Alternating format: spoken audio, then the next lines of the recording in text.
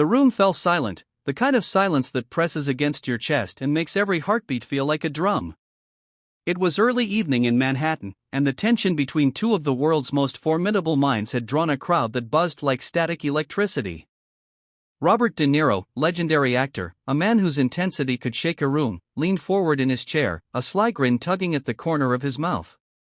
Across from him sat Kennedy, not the president, but a rising political strategist whose intellect had quietly toppled rivals and earned whispers of genius in hushed corridors of power. "Let's see how sharp you really are," De Niro said, his voice low, deliberate. "IQ test. Right now. You, me, 36 seconds." The room collectively held its breath. A test of intelligence? In 36 seconds? It wasn't a fair challenge, it was a gauntlet. Kennedy's calm eyes, however, betrayed nothing but quiet confidence.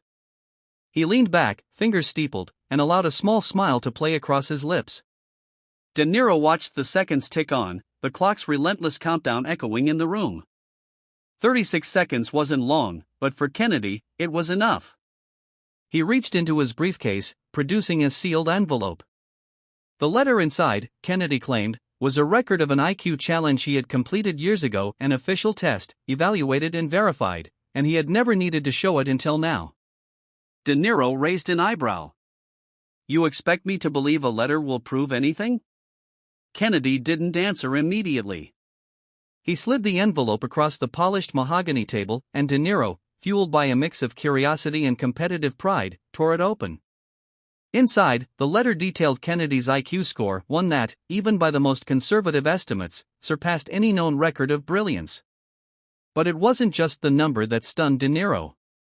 The letter included notes from the evaluator, remarks on Kennedy's problem-solving strategies, his uncanny pattern recognition, and a subtle wisdom and reasoning that left the reader questioning their own assumptions about intelligence. The room had gone silent again, but this time it was different. It was a silence of awe, of respect tinged with disbelief. De Niro's grin faltered, then softened. He leaned back in his chair, looking at Kennedy with an expression that was no longer playful, but contemplative. You weren't bluffing," De Niro finally said, his voice quiet. "I underestimated you." Kennedy's response was gentle, almost humble. "Intelligence isn't about outshining someone in a moment, Robert. It's about understanding yourself, knowing what you can contribute, and using it responsibly." De Niro nodded slowly, the tension dissolving into mutual respect. He extended his hand, and Kennedy took it firmly. "Then teach me," De Niro said. "Teach me what you see that I don't." The rest of the evening was unlike any other. Conversations that could have been competitions became collaborations.